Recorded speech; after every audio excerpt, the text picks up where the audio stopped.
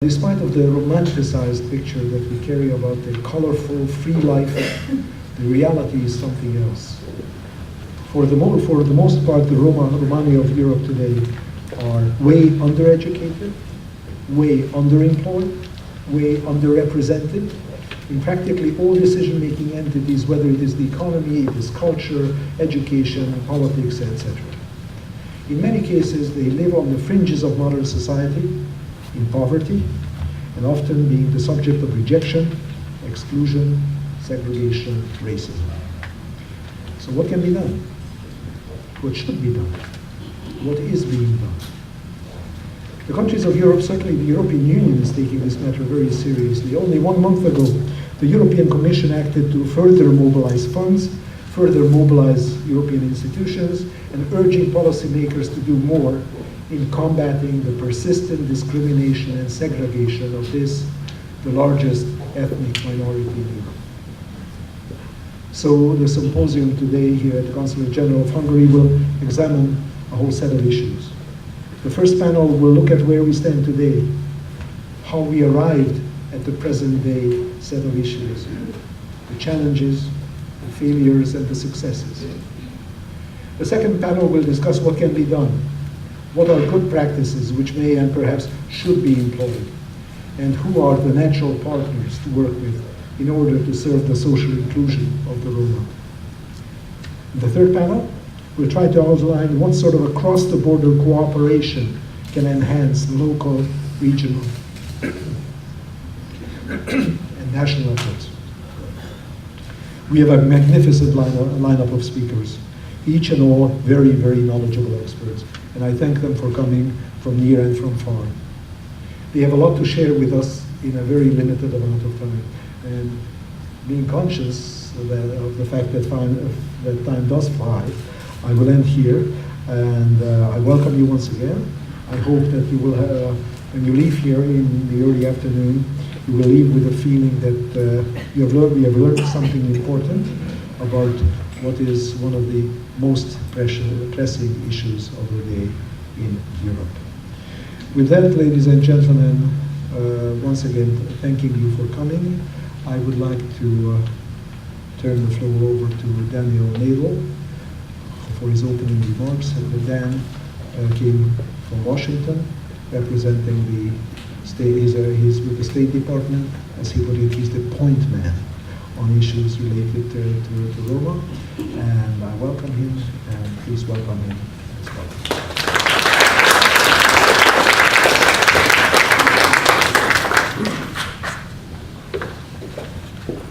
Good morning.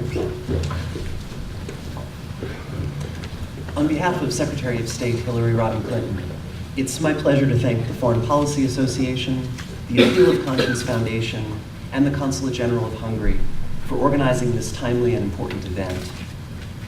I'd also like to express particular thanks to Ambassador Polgár, who introduced me, and to Rabbi Schneier, and the other panelists today for their commitment to promoting the integration and success of Europe's Romani communities.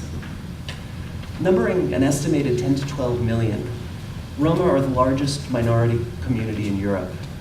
Their continuing plight represents what is arguably Europe's deepest and most intractable human rights challenge.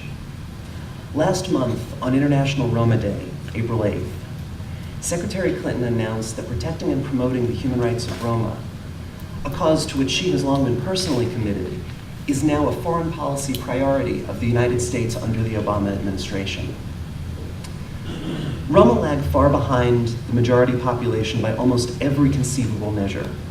They routinely face discrimination in housing, healthcare, education, and employment at the hands of both governments and individuals.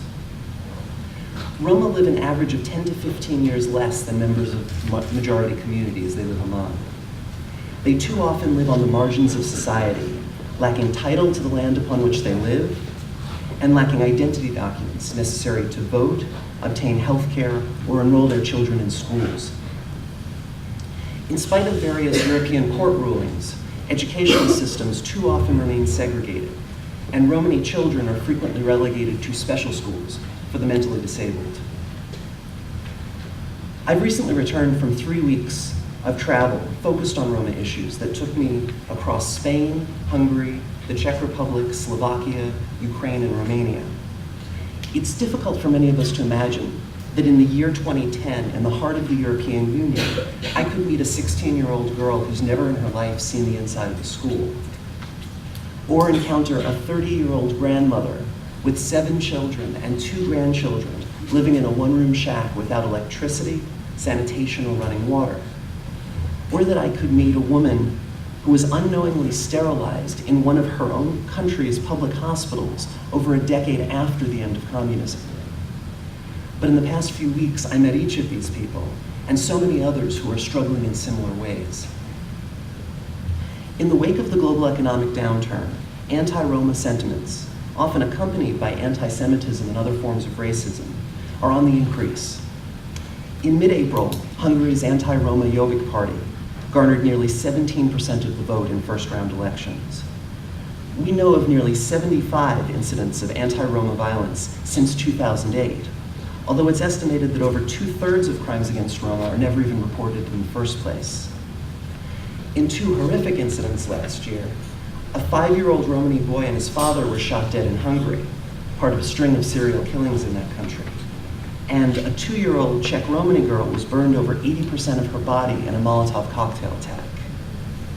Media portrayals of Roma remain overwhelmingly negative, and bigoted comments by public officials generate little public notice or debate. Deep distrust between police and Roma impedes the ability of police to investigate crimes and leaves Roma with limited access to justice. The unending cycle of poverty, desperation, and hopelessness within the Romani community inevitably gives way to crime, domestic violence, and substance abuse. But these social ills are not the only costs of exclusion. Recent studies have made clear just how staggering the overall costs are to Europe. According to the World Bank, Bulgaria, Romania, the Czech Republic, and Serbia are together losing up to 5.7 billion euros annually through continued exclusion of Roma. Similarly, a study commissioned by the Open Society Institute found that Slovakia's GDP could be increased by 7 to 11% through greater inclusion of the country's Romani community. These economic costs will likely climb as higher birth rates among Roma lead to increasing percentages of Romani citizens in countries across Europe. By 2015, approximately 1/4 of persons entering the workforce in Hungary will be Roma, and the figures are similar for many other countries in Central Europe. Europe simply cannot afford to maintain a perpetual underclass of millions who lack access to education and opportunity. More important than the economic imperative, however, is the moral imperative. And this is something that we in the United States are all too familiar with. It has often been said that a society is best measured by how it treats its weakest members. And in the US, we have our own history of slavery and segregation, of internment and discrimination that we have to reflect upon. The United States today aspires to be a proudly multi-ethnic, multiracial, multilingual union of peoples from around the world. And we see in the struggles of European Roma echoes of the recent struggles of Asian Americans, African Americans, Native Americans, and others for equality in this country. As difficult as the current situation is for Roma in Europe, my recent travels from Cordoba to Uzhgorod, from Ostrovany to Jalabo, left me with a good deal of hope for the future. I came into contact with some of the most dedicated and passionate individuals I've ever met, joined in the fight to ensure that the rights of all citizens are secured. These activists come from a variety of backgrounds and are making their mark from positions in civil society, national governments, international organizations, and the media. Most of them are actually younger than I am, and a majority of them are women. Sometimes with big problems, we're inclined to throw up our hands and say, this is just too big. It's too big to find a solution. But I'm convinced that the solutions are already out there. At the highest levels of policy and academia, we need to start listening to the experiences of people like Vivi Tudoraci, a school facilitator in Sintest, Romania, who works to get Romani children into school and then works to ensure they continue to attend. Or Anna Songor, who's with us today, who has brought income generation and job creation projects to numerous rural Hungarian communities. Or Gabriela Harbanyova, who serves as an intermediary between the Romani community and Czech national authorities. Or Belén Sánchez Rubio, with her insights into successful models for multi-ethnic integration in Spain. Or Catalin Barsoni, who brings the stories of Romani individuals from around Europe to global attention through her documentary films. Or Mariana Dinka, who helps Romani high school seniors in Romania transition to university. Successfully implementing such solutions takes resources, funding, and sustained commitment from authorities at the EU, national, and municipal levels, often in close partnership with experts from NGOs and civil society. All of these things take political will. We all have a role to play in promoting the success of Roma, and the United States has committed a variety of tools to this cause, including bilateral and multilateral diplomacy, both in public and in private, development assistance, international visitor exchange programs, and through facilitating constructive interaction between law enforcement and minority communities. Through these and a host of other initiatives, we strive to make universal respect for the rights of Roma the norm throughout Europe. Working in concert with governments, the private sector, civil society, and individual citizens, we can successfully tackle the obstacles that have long prevented Roma from reaching their fullest potential. I hope you will all join us in this effort. Thank you very much.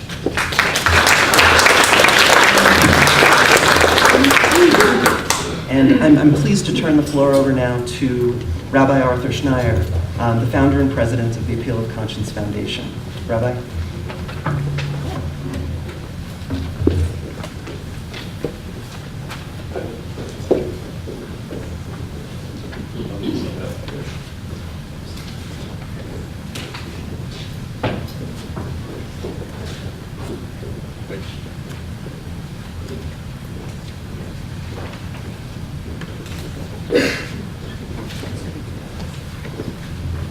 Good morning.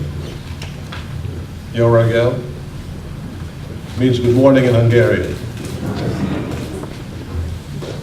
How many of you speak Hungarian? I'm debating, do I speak in Hungarian or do I speak in English? Yeah. The convener, Ambassador Polgár, our partners, Ms. Belknap, the Foreign Policy, Mrs. Belknap, where are you? There you are, okay. Foreign Policy Association. Ladies and gentlemen, and I see in the audience also several representatives of many European nations, including my friend Eva, Poland. Are there any other representation here from other European nations?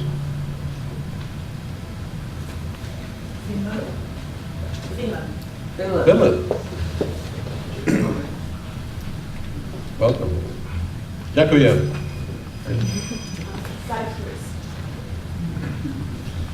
Distinguished panelists, I'm sorry. Italy.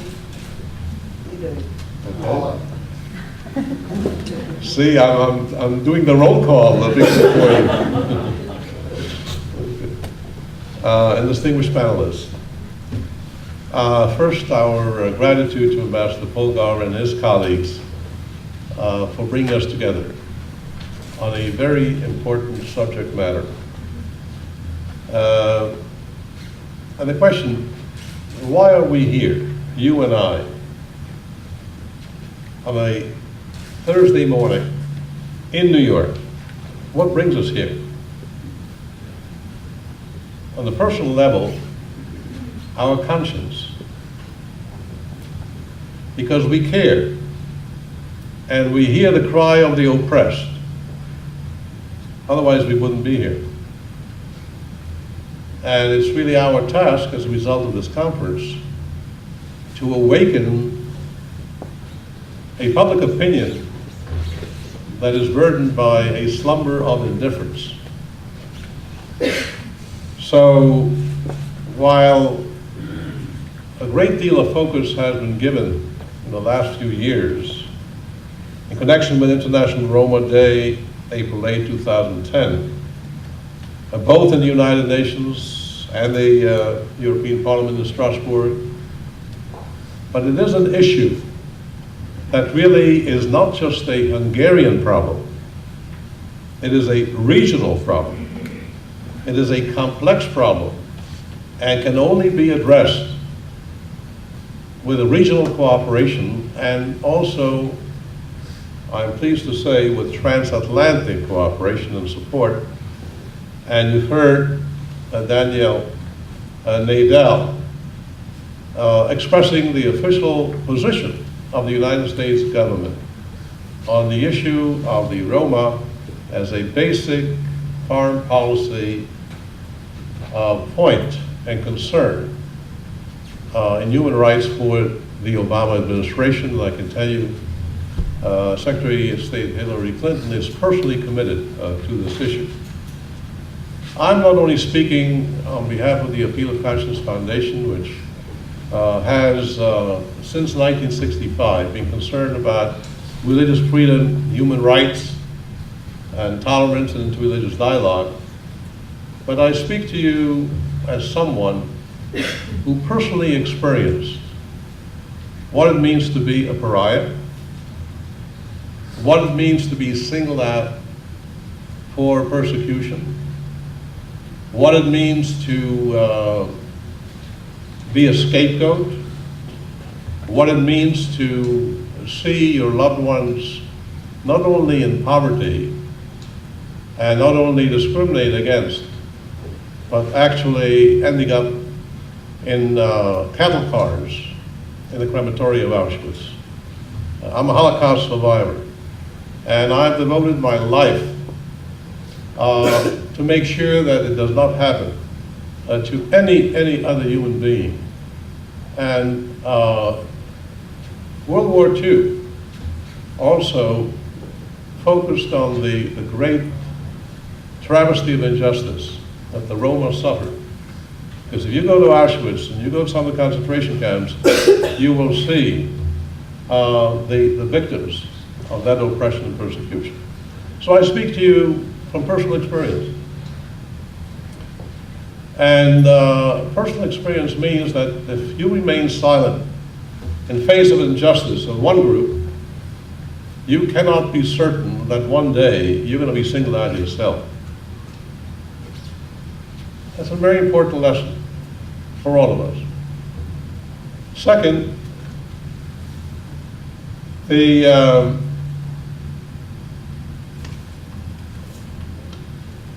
Roma have been in Europe since the Middle Ages, and they have been outsiders within those countries.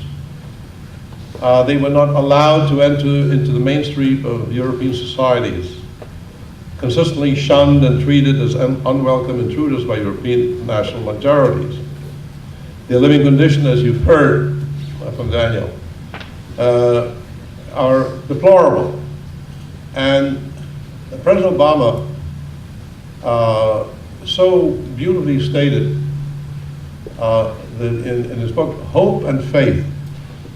If you lose hope, if you lose faith, and you don't have any future, what kind of life, it's not life, it's an existence. And that's exactly what the Roma are encountering in different parts of Europe.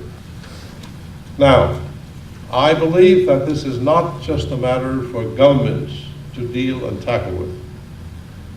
This is not just a matter for the United Nations or for the European Union. This requires an individual sensitivity and commitment. And you know, we live in very difficult economic times. And when you have a meltdown and high unemployment, whether it's in the United States or whether it's any part of the world, you will always look for a scapegoat. If I lose my job, I lost it not because I'm not qualified or the factory was closed. It's the immigrant who has taken this job. It's the stranger who has taken this job. And that's why you have 80% unemployment among the Roma. Now, to speak about giving service to a minority at the time of economic meltdown requires a lot of political courage. Because, again, why should the stranger get the welfare check? We have it in the United States. We have high unemployment, national scale, over 9.5%, close to 10%. Certain areas even much higher, including New York City. And so you see the kind of anti-stranger manifestation. Now that is even multiplied when you have the Roma population that have been marginalized all this time.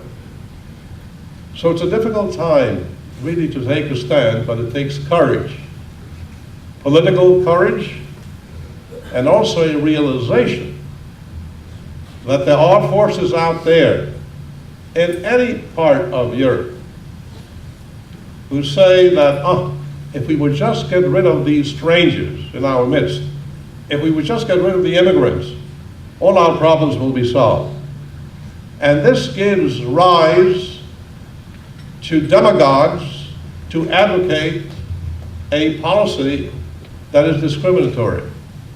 And you've seen it time and time again in most recent elections throughout Europe. So my conclusion, if you want to judge a democracy, a barometer of a democracy is how a majority treats the minority. I repeat, how a majority treats a minority, that is the critical barometer of a democracy. You may have democratically held elections, but if that rule does not prevail, then the democratically elections, remember, Adolf Hitler came to power with democratic elections. How many of you know that? Okay? So this is the challenge. First of all, to have the courage, political will, also to draw a line between those who unify society, because we live in an interdependent world, and the Bible understood human nature. You know how many times in the Bible it says love the stranger? Now, and I'm giving you a test in the Bible. How many times did it say in the Bible, love the stranger? The Old Testament and New Testament, both? Old Testament. How many times? 36 times. 36 times. Now you wonder why? Because the Bible understood human nature. It takes a great deal of sensitivity, of respect, of mutual understanding to love the stranger. And we go a bit further. Love your neighbor as yourself. Also means if you don't love yourself, you don't have any self-respect for any of God's children, then you're not even capable of your own dignity. And that's what it's all about. So, I would issue also a call to the religious leaders of the European Union.